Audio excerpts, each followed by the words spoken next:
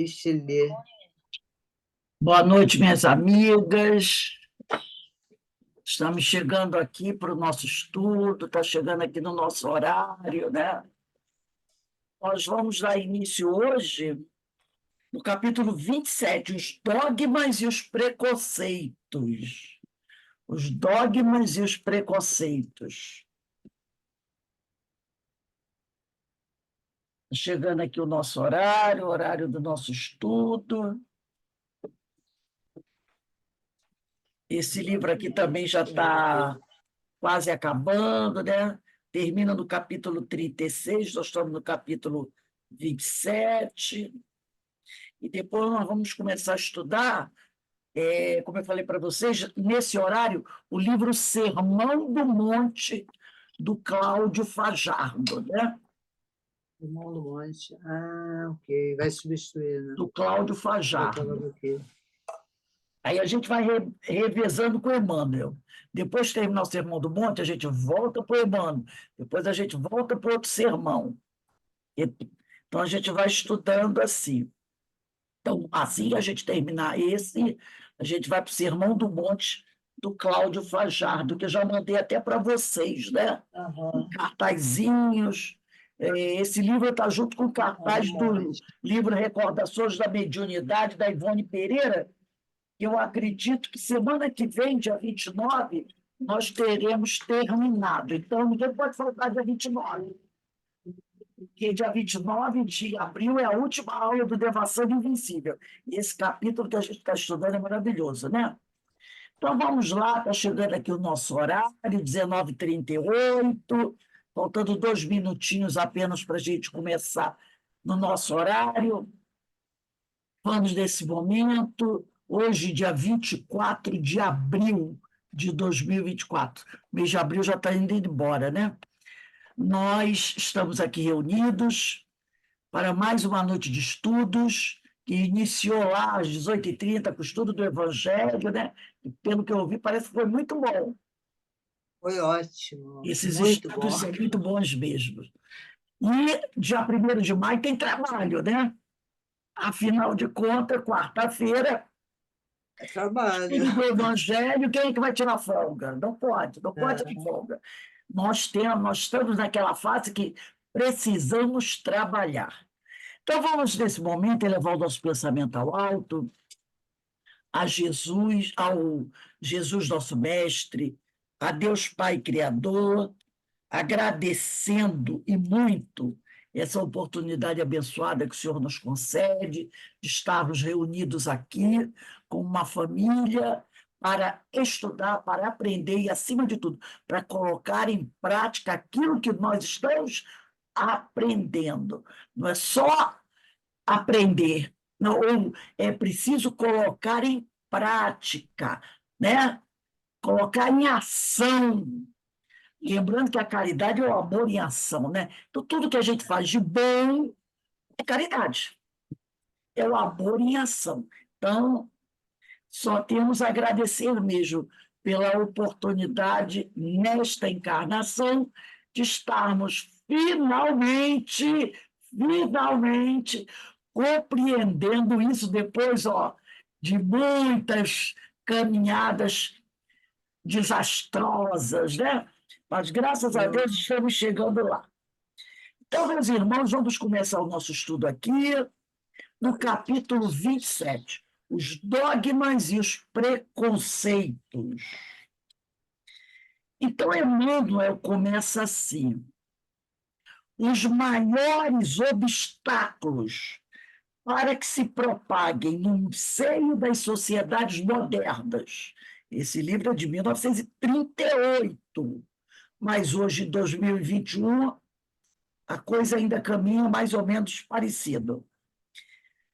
Então, os ensinamentos salutares e proveitosos do Consolador são constituídos pelas imensas barreiras que lhe levantam os dogmas e preconceitos de todos os matizes. Então, vamos repetir: os maiores obstáculos para que se propaguem no seio das sociedades modernas os ensinos salutares e proveitosos do Consolador são constituído pelas imensas barreiras que lhes levantam os dogmas e preconceitos de todos os matizes nas escolas científicas e facções religiosas militantes em todas as partes do globo.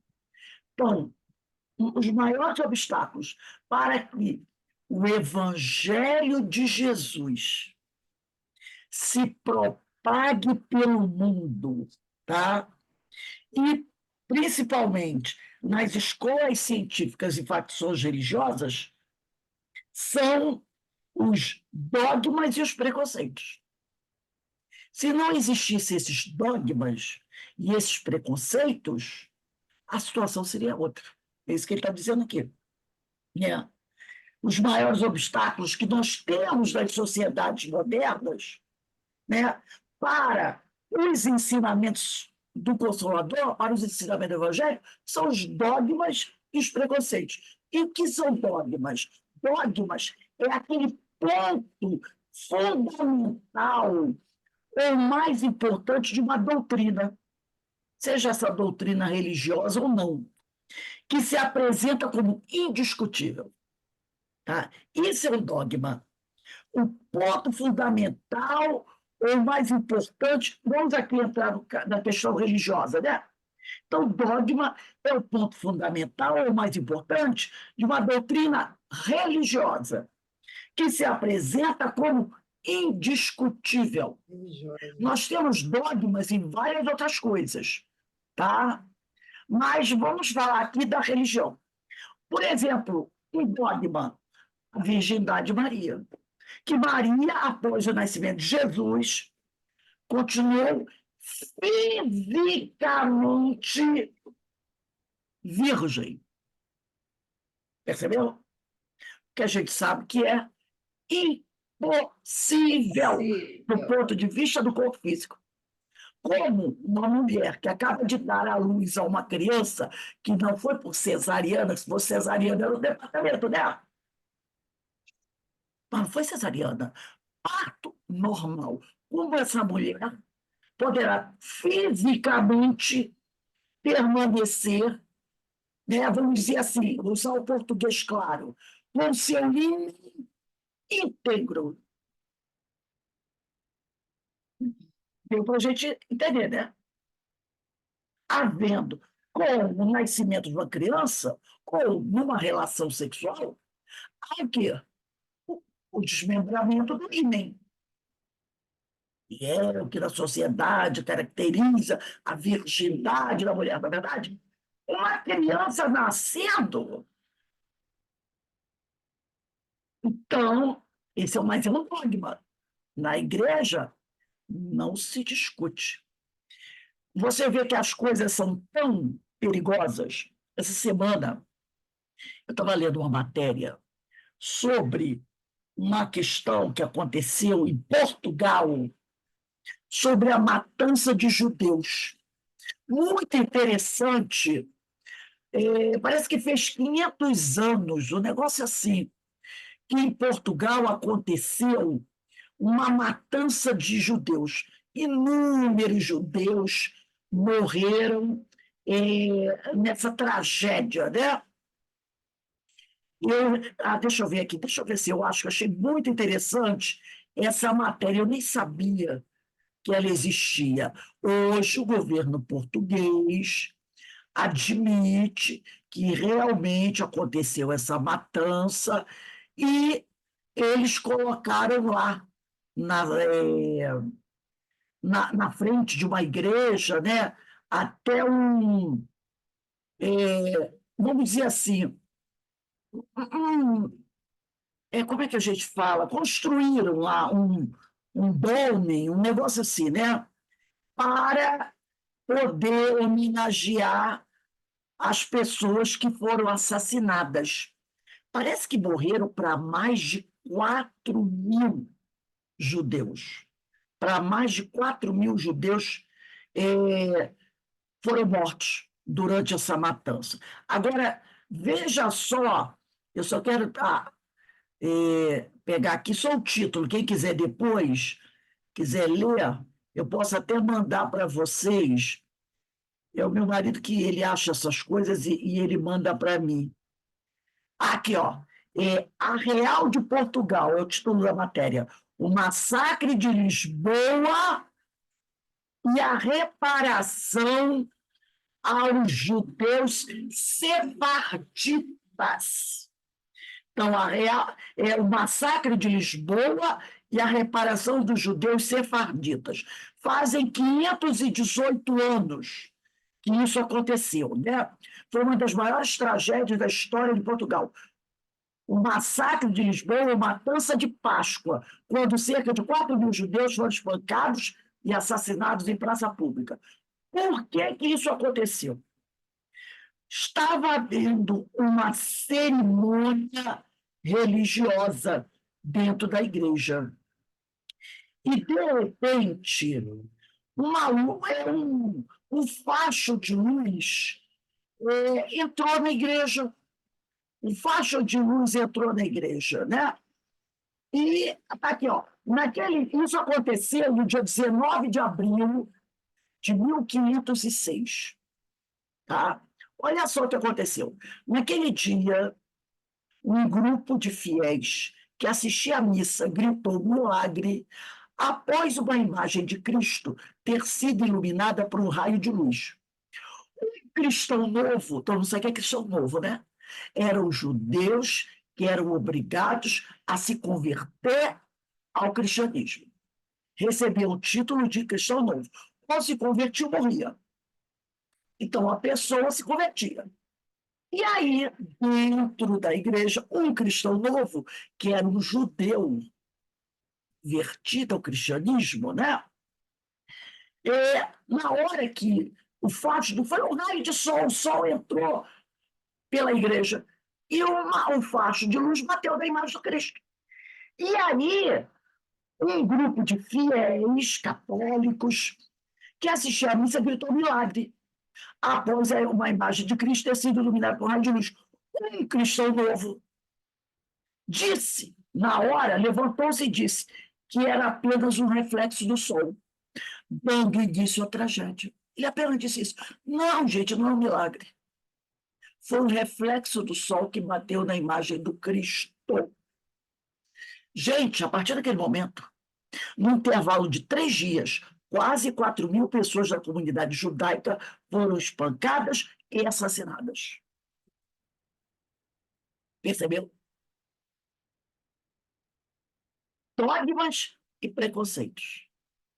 Quando eles olharam e viram que foi um judeu recém-convertido, um cristão novo, e disse que não era milagre, começaram a ficar falando 3 dias de matança. 3 dias de matança. Todo mundo sabe que Portugal é um país altamente católico, né? Onde a Inquisição foi uma das mais duras ao lado da Espanha. Portugal e Espanha tiveram as inquisições mais duras. Isso é um grande obstáculo, né? Para que o evangelho possa se espalhar pelo mundo. Isso aconteceu em 19 de abril de 1506. Simplesmente porque alguém falou isso. Não, não é milagre, não. Olha só, que tragédia, né?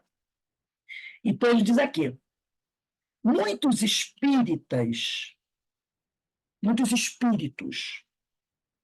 afeitos ao tradicionalismo intransigente e rotineiro, são incapazes de conceber, de aceitar, né, a estrada ascensional do progresso como de fato ela é. Muitos espíritos, seja encarnado ou desencarnado, porque quando eu falo espíritos aqui, estou envolvendo os encarnados e desencarnados, tem uma dificuldade terrível de aceitar que somos espíritos imortais e devemos buscar a evolução através da reencarnação e da reforma moral, porque é assim que a gente evolui, através das reencarnações, da nossa transformação moral, da autoevangelização.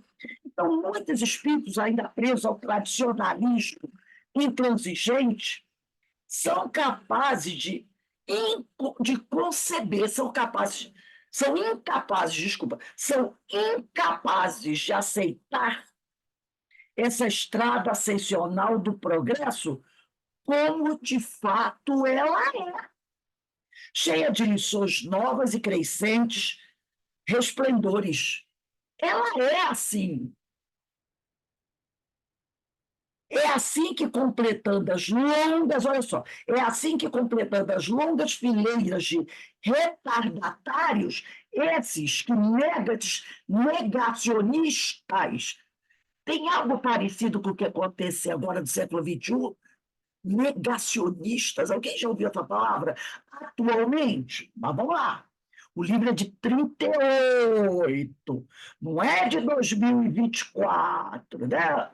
Quer dizer aqui, é assim que, completando as longas fileiras de retardatários, perturbam, às vezes, a paz dos que estudam devotadamente no livro maravilhoso da vida, com as suas opiniões disparatadas. Então, nós encontramos hoje espíritos altamente intransigentes, afeitos àquele tradicionalismo, que vão completando as longas fileiras de retardatários. E eles vão atrapalhar aqueles que estão pensando e desejando crescer, evoluir, se desenvolver. No livro Maravilhosa Vida. Por exemplo, o ano passado eu estava lendo uma manchete que um companheiro lá, acho que foi nos Estados Unidos ou da Europa, saiu de barco a navegar pelo oceano porque ele queria provar que a Terra era plana. Plana. Basta você olhar o pôr do sol todo dia. Vai lá, você vai para a frente do oceano e olha o pôr do sol. O que acontece quando chega o ponto, o sol, tipo, o pessoal se esconde atrás do mar? Não, o mar está crescendo, porque provando a forma arredondada do planeta. Mas tem gente, tipo, coisa assim, né? Terrível. Essas pessoas não aceitam a ciência, coisa mais básica, né? E elas vão atrapalhando, porque elas vão espalhando essa mentira, essa ignorância, e tem gente que vai acreditando, com suas opiniões disparatadas, prevalecendo-se de certas posições mundanas, abusando de prerrogativas transitórias que lhes são otorgadas pelas fortunas iníquas. Então, tem pessoas que se aproveitam do seu poder, ou político, ou financeiro, né, para impor seu pensamento desequilibrado. Porque, às vezes, é uma pessoa que aparece na mídia. Porque se é um Zezinho da esquina que tem um pensamento desse, até ele chegar na mídia, colocar o pensamento dele e alguém assistir, vai levar tempo, né? Mas se é uma pessoa que é conhecida nacionalmente ou internacionalmente, e ela solta uma bomba dessa, é mais fácil dela ser observada, né? Analisada e alguém gostar do que ele falou. Aí ele diz aqui, não conseguem, porém, né, esses que ele chama de tradicionalistas intransigentes, rotineiros. Ele ainda vai, tradicionalistas intransigentes e rotineiros, quer dizer, eles são sempre aí. Não conseguem, porém, mais do que estabelecer a confusão, sem que as suas mentes egoístas tragam algo de belo, de novo ou de verdadeiro que aproveite o progresso geral. Eles estabelecem o quê? A confusão. E, às vezes, causam graves prejuízos, né? Seus trabalhos se prestam unicamente às suas experiências pessoais nos domínios do conhecimento, não conseguindo viver na memória dos pósteros, porquanto a veneração da posteridade é uma galeria gloriosa reservada quase que invariavelmente aos que passaram na Terra, perseguidos e desprezados, e que impuseram à humanidade e que se impuseram à humanidade, ofertando-lhe generosamente o fruto abençoado dos seus sacrifícios imensos e das suas dores incontáveis. São personagens e, no momento, elas fazem festa, né? Meia hora como diz o outro, cada mergulho é um flash. Meia hora de pipocar de flashes. Né? Mas daqui a pouco sai de cena e daqui a algum tempo ninguém vai lembrar quem ele é. Ninguém vai lembrar quem ele é. Pode até fazer um bom estrago, mas ele não deixou bases sólidas. Sai de cena. Agora, aqueles que realmente trabalharam pelo bem, que ajudaram, mesmo sofrendo perseguições, desprezos, esses vão deixar o seu nome, a sua lembrança na sociedade. Quer ver um deles? Oswaldo Cruz. Lembra da revolta da vacina, lá no início do século XX? Porque o homem queria, né? Era uma dengue, vamos dizer assim. Era um mosquito, combater mosquito. Mas as pessoas não aceitavam que o pessoal que trabalhava, levando, fazendo a faxina, limpando. O que faz hoje? Entra, vê os vasos com água, joga fora. Até hoje não tem gente que fecha a porta e não deixa eles entrarem. Naquela época era pior, porque eles queriam vacinar a população. E tinha gente que não aceitava. Então foi uma verdadeira revolta da vacina. Oswaldo Cruz. Alguém sabe o nome de alguém daquela época que quebrou o pau para não deixar eles entrarem na casa ou não dar vacina? Não, não. E quem lembra quem eram esses? Agora, que é dele, todo mundo lembra. Todo mundo lembra. Entendeu? Esses espíritos, né? Como diz aqui, é, não vão conseguir viver na memória dos pósteros, das gerações futuras. Porque a veneração da posteridade é uma galeria gloriosa reservada aos que passam na terra, perseguidos e desprezados, e que se impuseram à humanidade, ofertando-lhe generosamente o fruto abençoado dos seus sacrifícios imensos e das suas dores incontáveis. Então, aqueles que realmente praticaram bem são esses que vão ser lembrados. Os outros vão passar. E mesmo que tenham feito bastante barulho, o nome deles será apagado da história. E um livrinho aqui, eu encontrei essa semana, nem ganhei essa semana nesse livrinho. Chama-se Sugestões Oportunas, do Carlos Torres Pastorino. Sugestões Oportunas. Daqueles livrinhos pequenininhos, né? Eu só conhecia do Carlos Torres Pastorino, aquele momento de sabedoria, né? E aquela coleção dele do Evangelho. Achei esse muito interessante.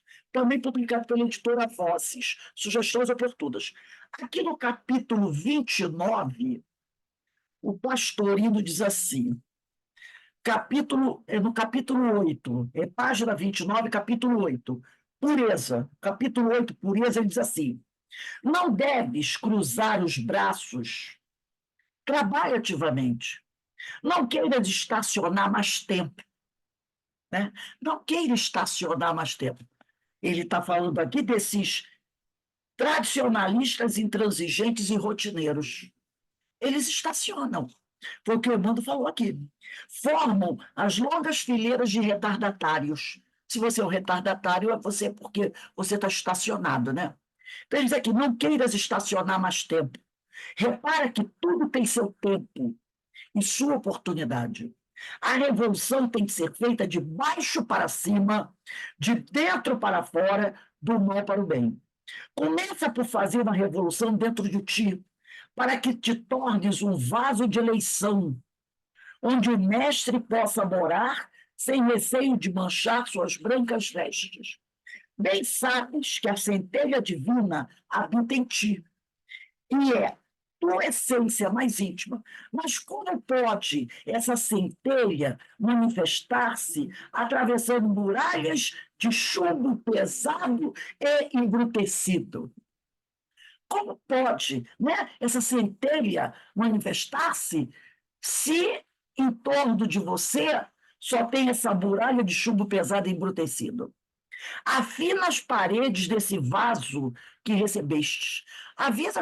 Afina as paredes do teu corpo, né? Purifica-o aos poucos, limpa-o de toda sorte de impurezas, e verás como, através do vidro terso, resplandecerá a luz interior. E todos os que se aproximarem de ti sentirão o influxo das emanações que vêm de Deus através de teu coração. Mas o principal cabe a ti. O trabalho principal cabe a ti. Trabalha sem esmorecimento de noite. Dia 1º estaremos aqui? Estaremos. Assiste todos os que te buscam, sem desanimar, mas sem esquecer também que, ainda atendendo e servindo a todos, não podes descuidar um minuto de tua limpeza espiritual. Que dirá o dono da mansão, né? Quando chegar, quer dizer, que dirá o dono da mansão quando chegar, se encontrar a casa suja, o chão coberto de terra, as alfaias cheias de poeira? Limpa, purifica, espana, mantém o ambiente interior como o exterior. Porque a gente gosta muito de limpar o exterior, né? Porque as pessoas vão olhar, vão ver minha casa, o piso tem que estar brilhando, né? O jardim tem que estar limpinho, as paredes tem que estar reluzentes. Então, ele diz aqui, ó, mantém o ambiente interior como o exterior. Porque a gente gosta muito de limpar o exterior, mas esquece do interior. Achei esse capítulo 8, Pureza, maravilhoso, tá? O livro Sugestões Oportunas, Carlos Torres Pastorino, da editora Vozes. Continuando aqui. 27.2. Características da sociedade moderna. Desalentadoras são as características da sociedade moderna. Porque se a coletividade se orgulha dos seus progressos físicos, e a gente se orgulha, né? Olha aí a tecnologia, que espetáculo! O homem se encontra moralmente muito distanciado dessa evolução. A evolução moral ainda não conseguiu estar, ó, tete a tete com a evolução tecnológica, material, não é? Não está. A ciência é um espetáculo. Mas na questão moral, nós ainda estamos, ó, claudicando, né? Então, ele diz aqui, semelhante anomalia, ele chama de anomalia essa diferença, tá? Entre o progresso material e o progresso moral. Essa anomalia é a consequência inevitável da ignorância das criaturas com respeito à sua própria natureza. Qual é a nossa natureza? Somos espíritos imortais. Então, o homem dá mais atenção às coisas da matéria, às questões materiais, do que às questões espirituais. Por quê? Porque ele não se enxerga como espírito. Ele não se enxerga ainda como espírito, que verdadeiramente ele é. E ele não compreende que isso aqui é uma coisa transitória. É um tempo que a gente passa na carne que é muito transitório, temporário. Mas ele vive como se fosse, né, um homem que tem um espírito. É um homem que tem um espírito. Quando nós somos seres espirituais, ocupando um corpo de carne. temporariamente. E em relação ao tempo, à eternidade, é um mísero tempo, né? O que são 100 anos? Vamos botar lá em cima. Em relação à eternidade, nada. Nem uma gota num copo d'água. Podemos considerar assim. Então, ele diz aqui, né? É justo essa diferença entre o progresso espiritual e material, que ele diz que é uma anomalia, é a consequência inevitável da ignorância das criaturas, com respeito à sua própria natureza, desconhecimento deplorável, que as incita a todos os desvios. Devido a esse desconhecimento, promovido por uma ignorância da realidade, o homem se submete a todo tipo de desvio, principalmente os desvios morais, vivendo apenas entre as coisas relativas à matéria, submergem nas superficialidades prejudiciais ao seu avanço espiritual, porque ele é o maior prejudicado. É aquela tese do é hoje só, amanhã não tem mais, então vale tudo. Então, ele submerge nessas superficialidades que vão prejudicar quem? O seu avanço espiritual. Então, eu não sei se vocês conhecem esse livro aqui do Chico, muito bom, Nascer e Renascer, Francisco Xavier pelo Espírito de Emmanuel. Nascer e Renascer. Deve ter PDF dele, tá? Deve ter. Então, no Nascer e Renascer, tem um capítulo aqui chamado Atualidade e Livre-Arbítrio. Desculpe, Fatalidade e Livre-Arbítrio. Eu vou ler um trecho aqui. Capítulo Fatalidade, com F de farinha, Fatalidade e Livre-Arbítrio. Emmanuel diz assim: antes do regresso à experiência no plano físico, antes da gente reencarnar, nossa alma em prece roga ao Senhor a concessão da luta para o trabalho de nosso próprio reajustamento. Muita gente vai dizer, eu não. E ele está dizendo que sim. Antes de reencarnarmos, nós pedimos em prece ao Senhor a oportunidade da luta para o trabalho de nosso próprio reajustamento.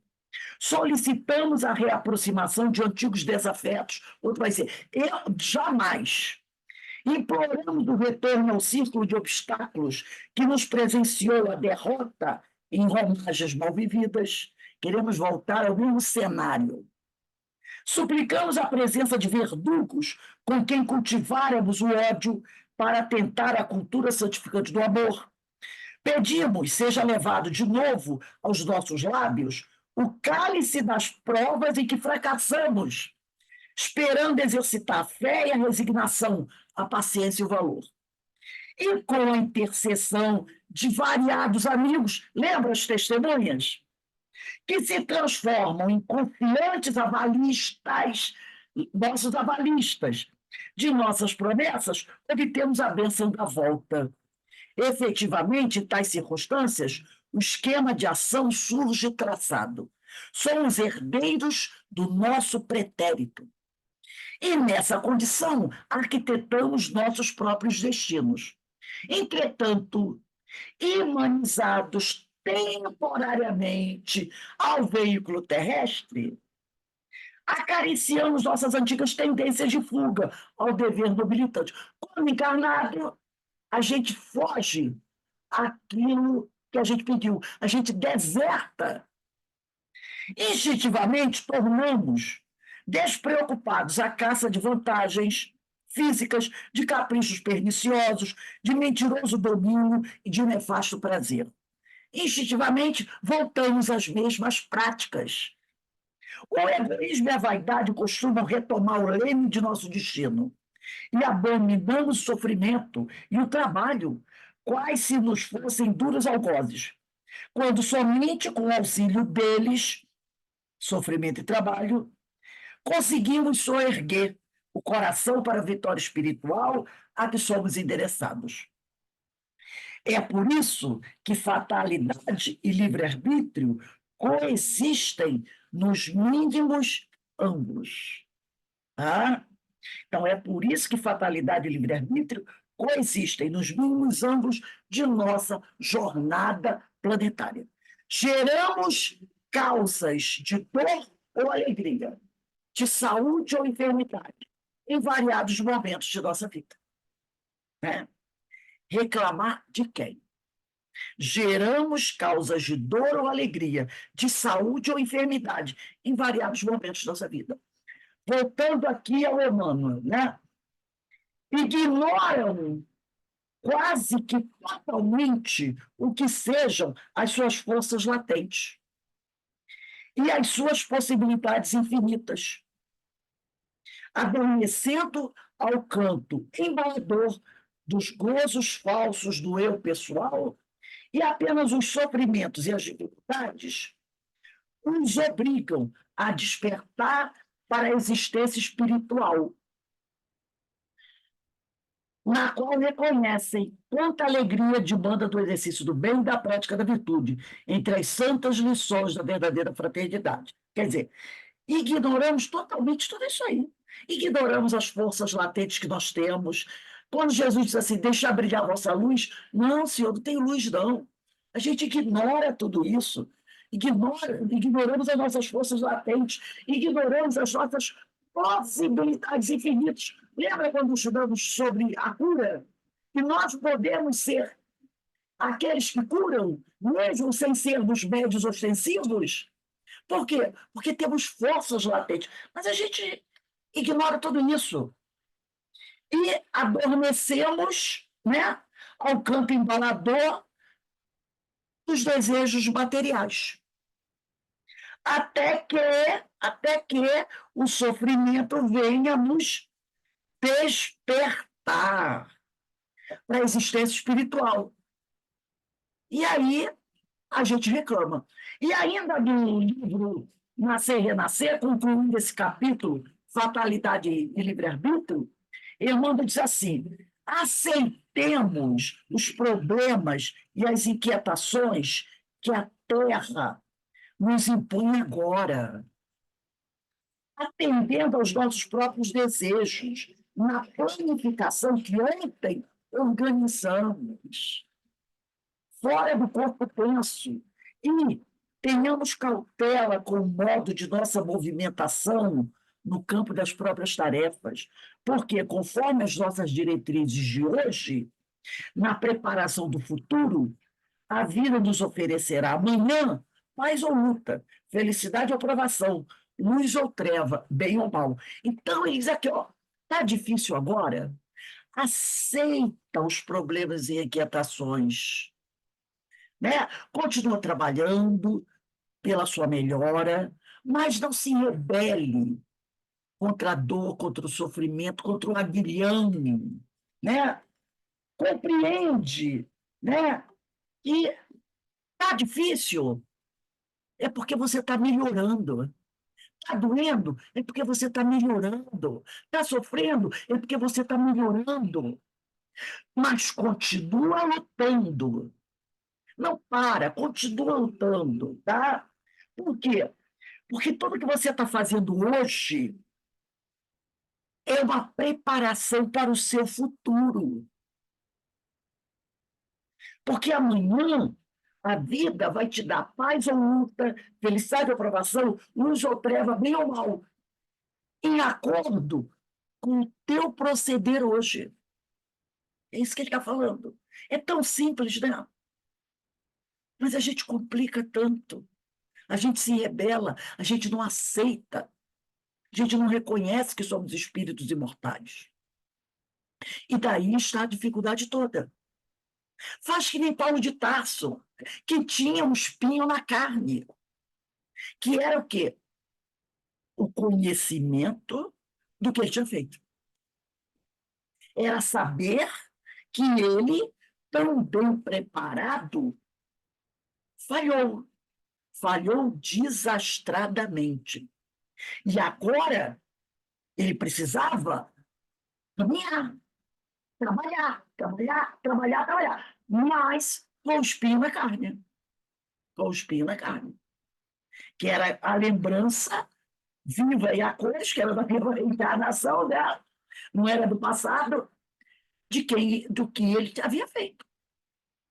Mas ele não para, ele segue trabalhando para reparar os erros e preparar o futuro para ele, o futuro melhor. E conseguiu. Exemplo, o nosso melhor exemplo aí. Seguindo aqui, 27.3, a ciência e a religião. Infelizmente, se a ciência e a religião constituem as forças matrizes de esclarecimento das almas, e é verdade, né? Nós estamos aqui através do estudo doutrinário e também científico, né? Esclarecendo as nossas almas, adquirindo conhecimento para facilitar a nossa caminhada. Vemos uma alma, né, empoeirada na negação absoluta, e a outra nas afirmações arriscadas e absurdas. Então, nós vemos as almas, muitas vezes, nessas situações. A ciência criou a academia, e a religião sectarista criou a sacristia. Ele faz aqui uma crítica, né? E lembra que ele passou várias encarnações dentro da igreja. Então, ele falava o quê? Ele, com conhecimento do assunto.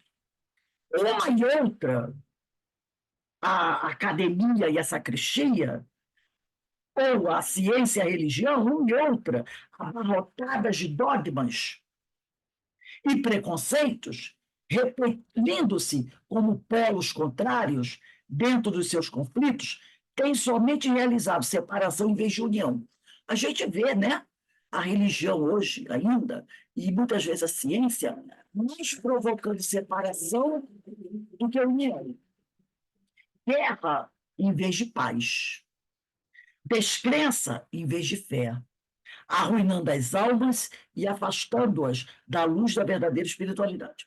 Então, a ciência e a religião, que deveriam ser aqueles, né, aqueles polos que deveriam trazer para a gente esclarecimentos, nós vemos ainda hoje, no século XXI, a ciência e a religião trazendo muitas vezes prejuízos.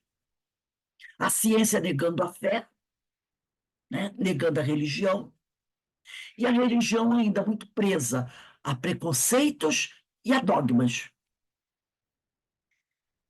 Entre a força de um preconceito e o atrevimento de um dogma, o espírito se perturba. E no círculo dessas vibrações antagônicas, acha-se sem bússola no mundo das coisas subjetivas, concentrando naturalmente na esfera das coisas físicas todas as suas preocupações. Então, a pessoa, como não tem um esclarecimento verdadeiro, não encontra esse esclarecimento nessas religiões sectaristas e na ciência, ela fica o quê? Desequilibrada. E ao se encontrar desequilibrada, o que ela busca? A segurança da matéria. Aí ela busca segurança da matéria. Segurança é essa que a matéria não pode dar para ela. Não pode dar para ela. Tá? 27.4. O trabalho dos intelectuais. É por essa razão que, olha, esse item aqui é fantástico, gente. E a gente tem que ter muita atenção a ele. É por essa razão que de grandes responsabilidades se investem aqueles que se entregam na terra aos labores espirituais sob todos os aspectos em que se nos apresentam. Sejam espíritas, católicos, protestantes ou de qualquer outra religião. Percebeu o que ele está dizendo? Ele está dizendo isso para os espiritualistas. Porque pode ser espiritualistas, somos todos aqueles que acreditamos que existe um espírito. Não importa se depois que ele morrer, pensa que ele vai ficar dormindo até o dia do juízo final, mas ele acredita numa vida após a morte. Esse é o espiritualista. Então, é por essa razão que de grandes responsabilidades se investem aqueles que se entregam na terra aos labores, aos trabalhos espirituais, sob todos os aspectos em que se nos apresentam. Grandes serviços constam de suas incumbências. Alguém aí começou a tremer? Porque quando eu li isso, eu comecei a tremer. Eu comecei a tremer. Que ele diz aqui, ó, grandes serviços constam de suas incumbências. Elevada conta. Aqui, então, eu fiquei no chão. E elevada conta lhe será solicitada, pedida, dos seus afazeres sobre a face do planeta. É para cair sentado e pensar bem no que está fazendo. Tá? Então, grandes trabalhos espirituais, sob todos os aspectos, se apresentam para a gente. E grandes serviços constam de suas incumbências. E elevada conta. Tipo assim, lembrando que o povo falava do passado, lembra?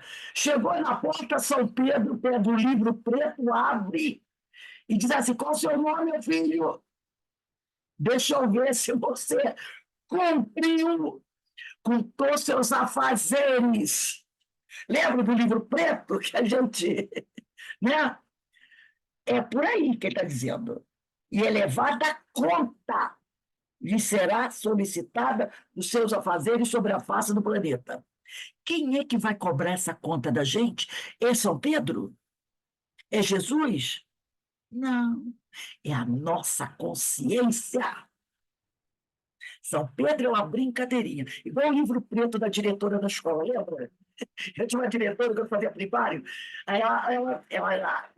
Para mim, que era criança pequenininha, ela era muito alta. Então, no recreio, ela pegava um livro preto, o caderno de capa preta da secretaria, né? Você vê criança, né? A gente ficava toda lá. Aí ela pegava aquele livro preto e ia para o recreio. Aí ela olhava para aquele aluno mais levado: seu nome está aqui no meu livro preto.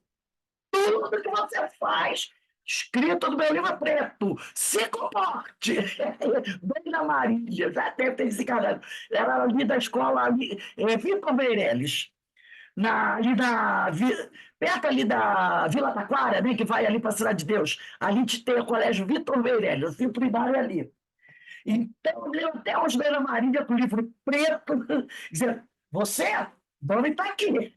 Ela, Dona Maria, nunca esquecia essa cena da Dona Maria com o livro, caderno preto, assim, grande, que ela botava assim, né? E saía no recreio falando com as crianças e mostrando o livro preto. É a nossa consciência, que é o nosso livro preto. Olha o que ela diz aqui: dolorosas decepções pois aguardam os que fracassaram na existência de além-túmulo. Dolorosas decepções o aguardam do plano espiritual, depois que desencarnarmos, quando menosprezam as suas possibilidades para o bem comum, quando vocês enterram o teu talento, porque todos nós reencarnamos com talentos para utilizar em nosso benefício e em benefício do bem comum. E quando você só usa para o seu bem, e não para você e para o bem comum, grandes decepções nos aguardam, fazendo de suas faculdades intelectuais, porque muitas vezes as pessoas desprezam, né, o uso para o bem comum, fazendo de suas faculdades intelectuais objetos de mercantilismo em troca de prebendas quer dizer, vantagens, agrados, as quais, augurando-lhes, quer dizer, trazendo-lhes presságios de um porvir de repouso egoístico na vida transitória, augurando-lhes um porvir de repouso, quer dizer, ou durante, quer dizer, anunciando, né? Anunciando um porvir de repouso egoístico na vida transitória. Quer dizer, quando nós nos decepcionamos no plano espiritual por reconhecer que falimos, é como se a gente estivesse o quê? Anunciando para todos que ter um porvir de repouso egoístico na vida transitória. Que tivemos o quê? Que tivemos isso, né? Que a vida espiritual, né? Ela é transitória. Ela é transitória. Então, quando eu chego ao plano espiritual e me decepciono, eu estou augurando um porvir de repouso egoístico na vida transitória. Estou anunciando que eu tive. Eu tive aqui na vida transitória enquanto encarnado, ao invés de trabalho, eu tive um repouso na vida transitória. Então, eu estou anunciando para todo mundo. Estou dizendo para todo mundo, ó, essa minha decepção que vocês percebem, porque vocês conseguem ler a minha atmosfera espiritual, foi causada pelo repouso egoístico na vida, na última vida encarnada. Eu estou anunciando para todo mundo. E nocivos, eles aqui, ó, um porvir de repouso egoístico na vida transitória que os fazem estacionários e nocivos às coletividades. O que equivale a existências de provas amargas entre prolongadas obliterações dos seus poderes de expressão. Você tinha capacidade de se colocar muito bem para as pessoas, falar tranquilamente, explicar muito bem para as pessoas as coisas do espírito? Usou mal a sua capacidade de expressão? Então, na próxima encarnação, meu filho, você vai vir com obliterações dos seus poderes de expressão. Sabe o que é isso? Porque se você tinha o talento para falar, para explicar, para ensinar, para orientar, e não usou, na próxima, você vai vir com essa capacidade literada. Então, eu vou voltar aqui, porque isso é muito importante, né? Que ele diz aqui, ó, dolorosas decepções aguardam esses espíritos que fracassaram na existência de aguardam na existência de um túmulo, quando menosprezam suas possibilidades para o bem comum, fazendo de suas faculdades intelectuais objeto de mercantilismo, em troca de vantagens, agrados, as quais, augurando-lhes um porvir de repouso egoístico na vida transitória, os fazem estacionários e nocivos às coletividades, o que equivale a existências de provas amargas entre prolongadas obliterações dos seus poderes de expressão. Então, os companheiros vão passar por momentos difíceis. Continua Emmanuel. Não é que o artista e o pensador devam aderir a este ou aquele sistema religioso. Ele não está dizendo isso. Ele não está dizendo para o artista, para o pensador, para a pessoa que tem a capacidade, seguir uma religião ou outra. Não é isso que ele está dizendo. Ou alistar-se sob determinada bandeira filosófica. O que se faz mister, quer dizer, o que se faz urgente e necessário, é compreender a necessidade da tarefa de espiritualização, trabalhando no edifício sublime do progresso comum, colaborando na campanha de regeneração e de reforma dos caracteres, auxiliando todas as ideias nobres e generosas em qualquer templo, facção ou casta em que vicejem, espiritualizando as suas concepções, transformando a ação inteligente num apelo a todos os espíritos para a perfeição, desvendando-lhes os segredos da beleza, da luz, do bem, do amor, por meio da arte, na ciência e na religião, em suas manifestações mais rudimentares. Então, ele não está mandando ninguém seguir a religião A, B, C, D, E ou F. Ele está pedindo para as pessoas se espiritualizarem, buscarem amar a Deus sobre todas as coisas e ao próximo como a ti mesmo. Trabalhar pela regeneração da humanidade, pela reforma dos caracteres, auxiliando todas as ideias nobres, divulgando todas as ideias nobres. Nós hoje temos essa oportunidade, nós temos aí a internet. Vamos encher a internet de mensagens edificantes. Não tem gente que enche a internet lá, o Facebook. Eu boto assim, mas que coisa chata, de matérias sobre o vencedor do Big Brother. Você entra lá no Facebook, toda hora, matéria sobre o vencedor do Big Brother, sobre os problemas que ele está atravessando. Toda hora, toda hora. Ou então matéria sobre aquela socialite que se separou do marido. Ou matéria sobre um escândalo que algum pobre coitado realizou. Enquanto eu estou fazendo isso, vamos encher a internet de mensagens edificantes. Pega lá um post de Emmanuel, um post de Chico, um post do Dr. Bezerra. Vamos encher a internet disso daí.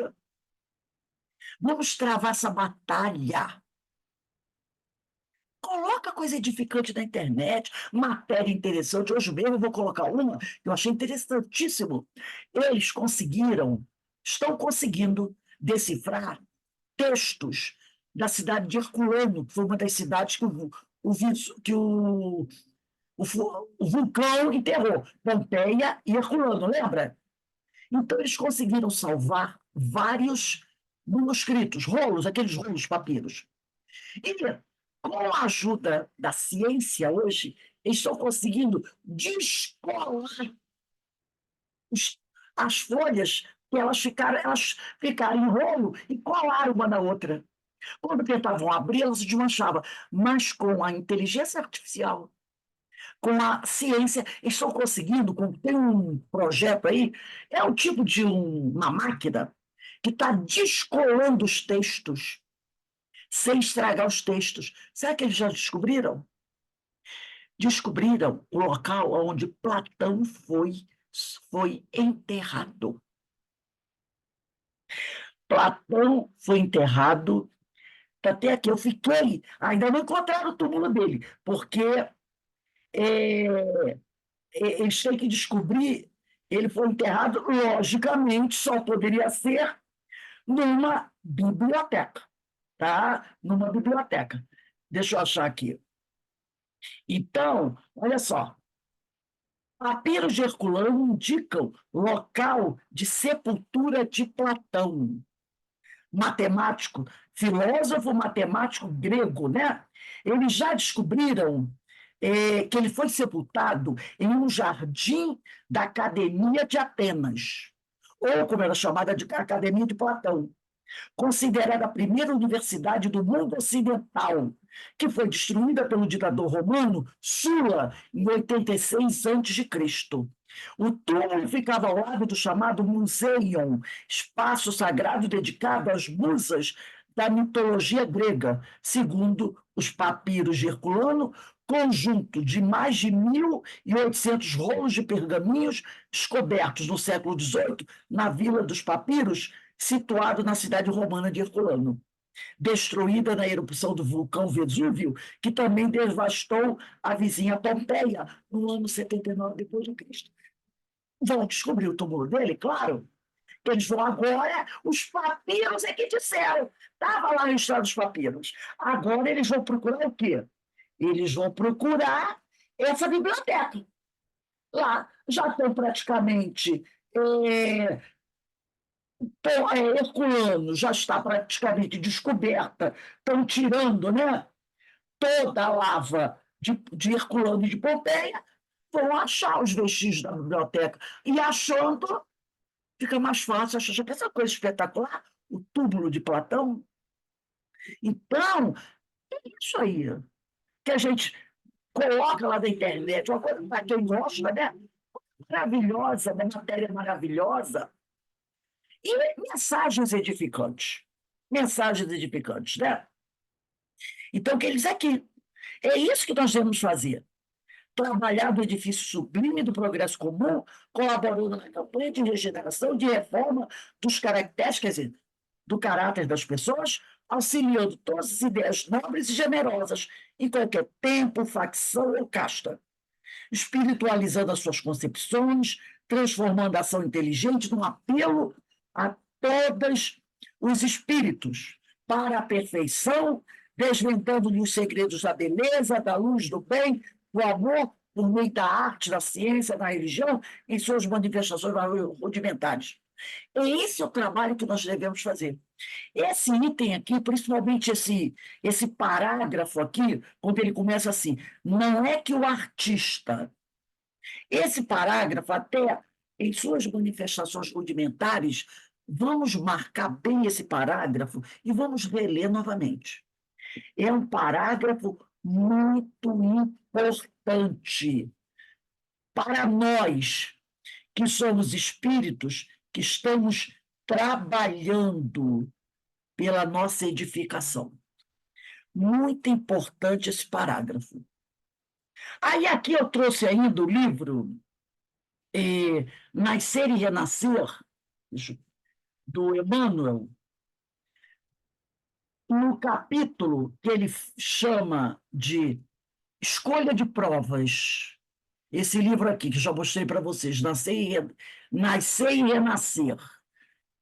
Escolha de Provas, ele diz assim: entretanto, se o operário fiel da lavoura satisfaz agora, então olha só, se o operário fiel da lavoura satisfaz agora a todos os requisitos das obrigações, se você está se esforçando por se melhorar, está atendendo aos requisitos das obrigações essa que Emmanuel colocou aqui no penúltimo parágrafo do capítulo 27, a que se vê convocado, sem dúvida, plasma em seu próprio favor o direito, olha que maravilha, de indicar por si mesmo o novo passo de serviço na direção do futuro, com pleno sentimento da autoridade superior que lhe traça o roteiro de lutas edificantes. Se você está fazendo tudo direitinho, está se esforçando, finalmente estamos acertando, ele chama a gente de operário fiel da lavoura.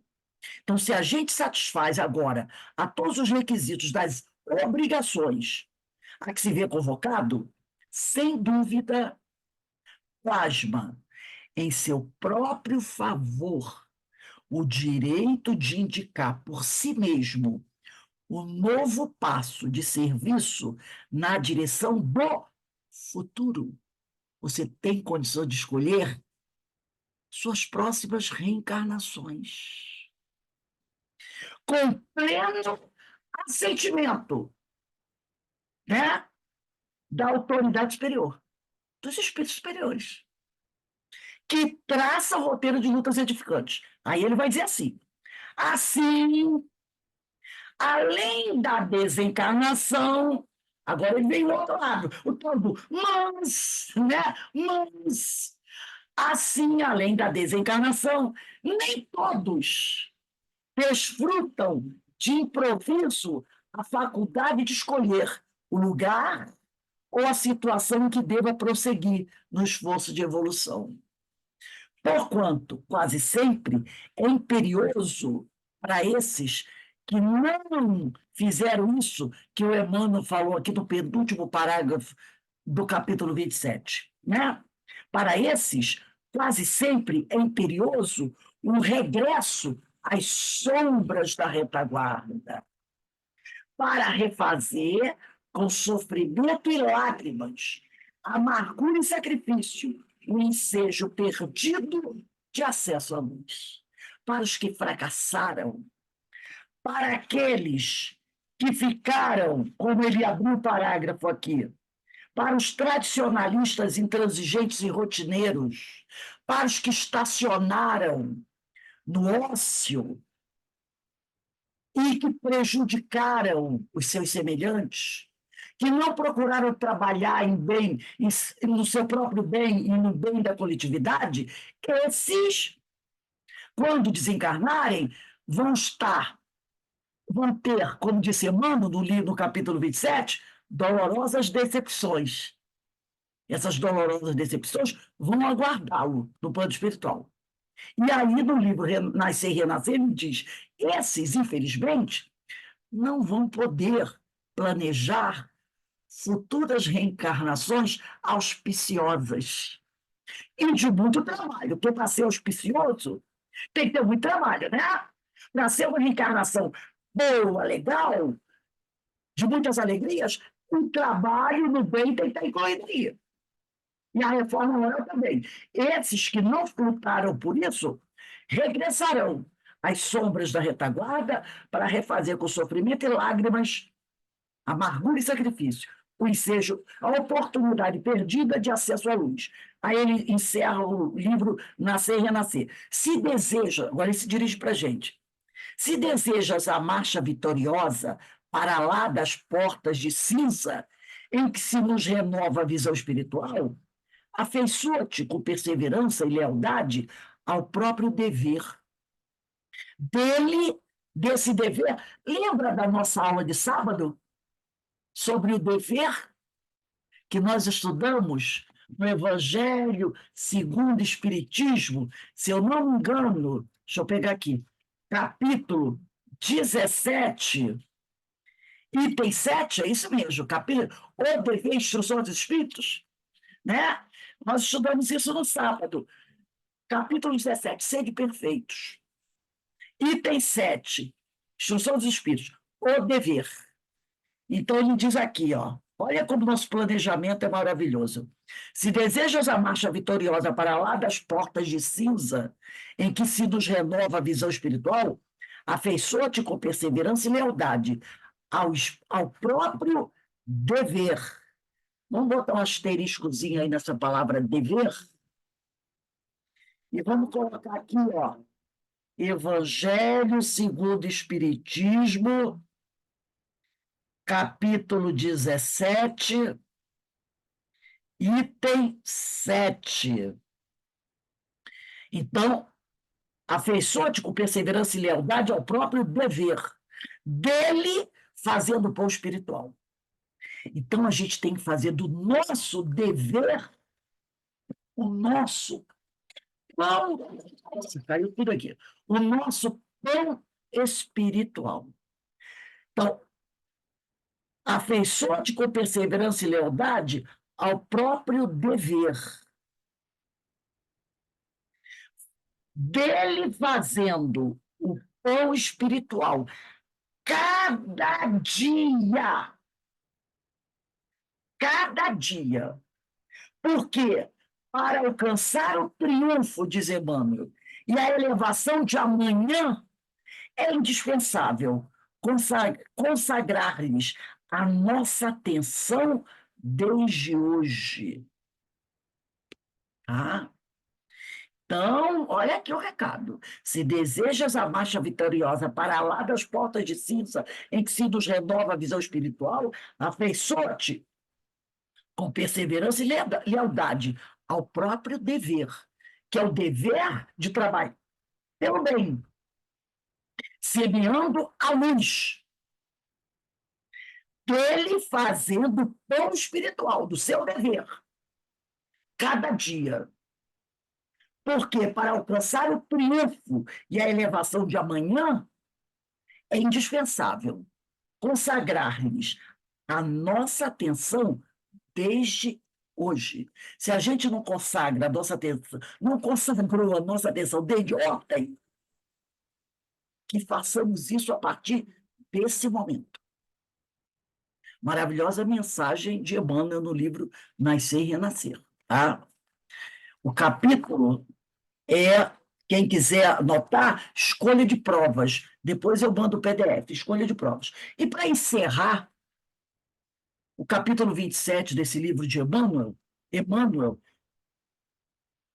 diz assim, encerrando o último parágrafo desse livro aqui, que todos operem, quer dizer, operar é trabalhar, que todos operem na difusão da verdade, na divulgação. Então, que todos trabalhem na divulgação da verdade, quebrando a cadeia férrea dos formalismos impostos pelas pseudo-autoridades da cátedra, que é da ciência, ou do altar, que é das religiões, amando a vida terrena com intensidade e devotamento, cooperando para que se ampliem as suas condições de perfectibilidade, convencendo-se de que as suas felicidades residem nas coisas mais simples.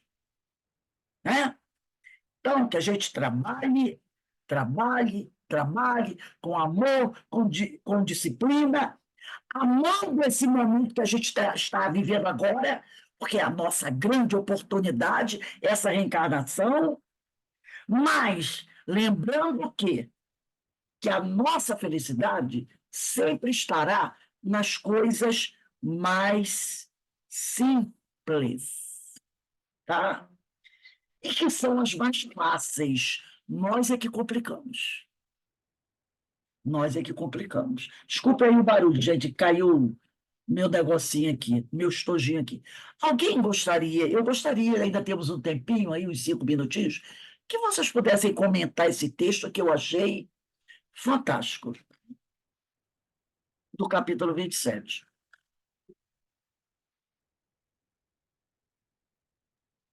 É como você fala, Rose, esse planejamento que é feito é muito bom, né? Porque a gente estudou também hoje sobre a caridade no Evangelho, no estudo de hoje, né? E até as palavras, né, Carmen? Fala aí, Carmen. Até o texto de Eu uma. achei até que ele pegou alguns trechos, porque, nossa, parecia que estava lendo o Evangelho. Eu achei assim, nossa, mãe, planejamento perfeito. Maravilhoso, maravilhoso. Porque, e como ele fala aqui, né? O trabalho é o que a gente tem que fazer, né? O trabalho dos intelectuais, aí, ó, o trabalho. Se a gente estuda de alguma forma, nem que seja o mínimo, né? Que a gente não é aquele intelectual, né, gente?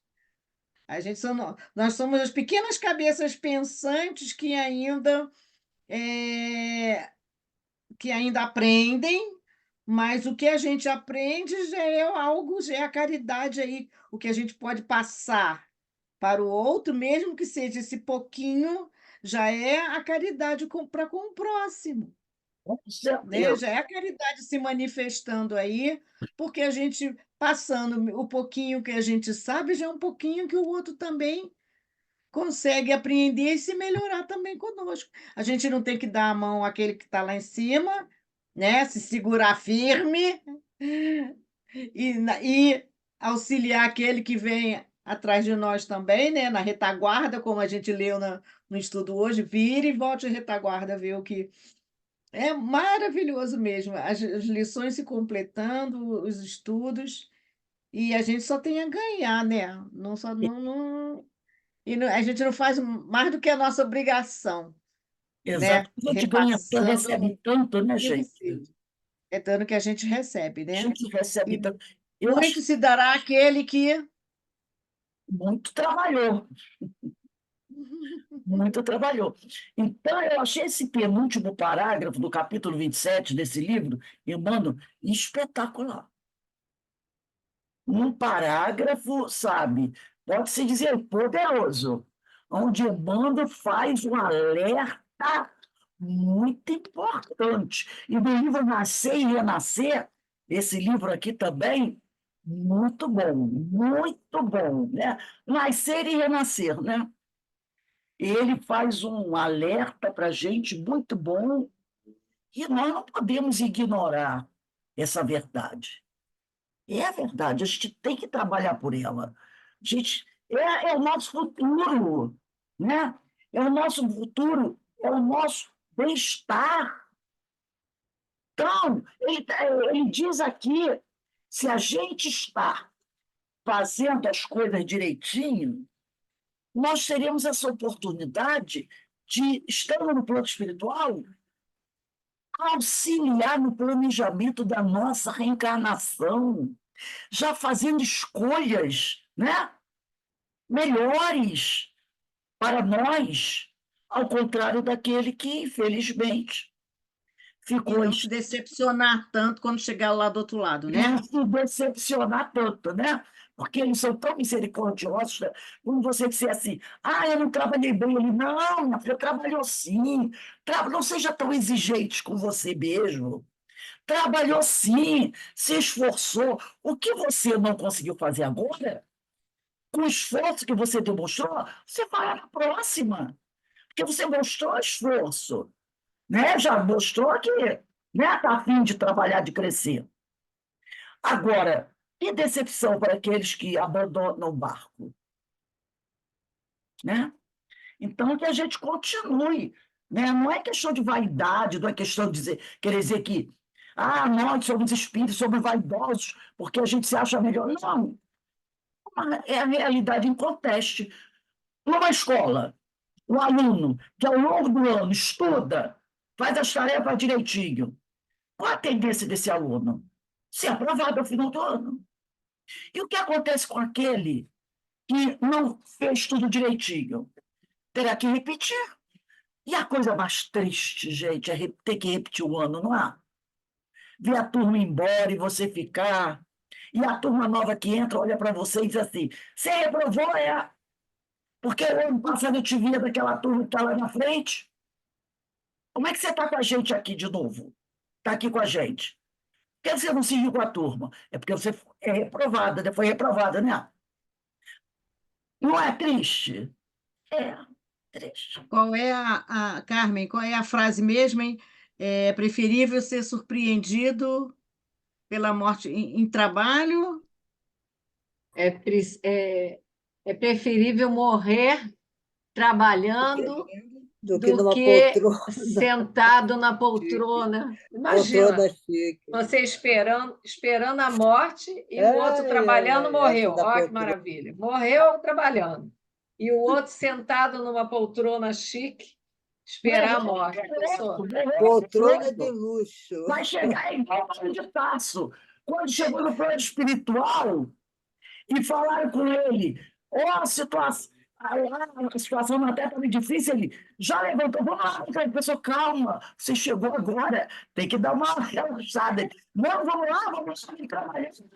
Ele chegou assim que ele desperta, que Ananias tira a venda dos olhos dele, e conta para ele como está a situação lá, que ficou difícil entre os amigos encarnados, ele já quer levantar e diz, calma, calma, você vai trabalhar, calma, dá só aquele tempo necessário, né? E vamos trabalhar assim. E ele vai depois. Então, agora aquele que chega em situação desastrosa é difícil, né? Bem, Eu meus irmãos, gostei muito quando fala. você falou das provas, né? Parece assim, conforme a gente vai evoluindo, parece que as provas vão aumentando, né? Para ver como a Já gente está vai reagir podendo. diante delas. Exatamente. Você vai estando em condições de aceitar novas provas, novas tarefas, né? Você vai crescendo, melhorando mais forte, mais coisas eles apresentam para a gente, que a ideia é essa, né? Ô, Rosa, eu passei uma situação muito delicada com uma pessoa muito querida, que, vamos dizer assim, é uma facada no peito mesmo. Eu fiquei surpresa da minha reação, porque foi tão serena que eu não tive que perdoar, porque eu entendi o estágio que ele tá, que a pessoa tá, entendeu? Exatamente, é isso aí. Eu acho que o caminho é por aí. Claro que é. Em outras épocas a gente puxava a faca, não é? É, e Estimular, E eu também, né? O que eu não fiz no passado, né, Rose? as coisas da Hoje eu estou um pouco vida. melhor, graças a Mas Deus. é assim que as coisas acontecem, a gente vai crescendo com o tempo. É o trabalho, é a autoiluminação, é a reforma moral que vai nos ajudando a crescer e melhorar. Graças a Deus, né? E você ficou feliz com você, não ficou? Fiquei em paz. Isso, que maravilha! A gente, é isso como aí. diz Pedro de Camargo, você já se deu os parabéns hoje? Então, se deu seus parabéns hoje para você. Bem, meus irmãos, nós vamos encerrando agora, porque ainda vem a nossa reunião de radiação para os desencarnados, que vai começar 9h15, né? 9h15. Ainda tem aí uns 18 minutinhos para vocês relaxarem, beber uma água, dar uma descansadinha, né? Então, que Deus abençoe e fortaleça, que a gente continue perseverando, para que a gente possa ficar mais satisfeito com nossa caminhar. Né? Que o Senhor esteja sempre a nos fortalecer, a nos envolver. Tá bom? Um beijo para todos vocês, um bom trabalho aí e Beijo. sigamos perseverando. Perseverando, sempre. Perseverando. É uma Essa é a tentativa, palavra-chave. perseverar Perseverar. sempre.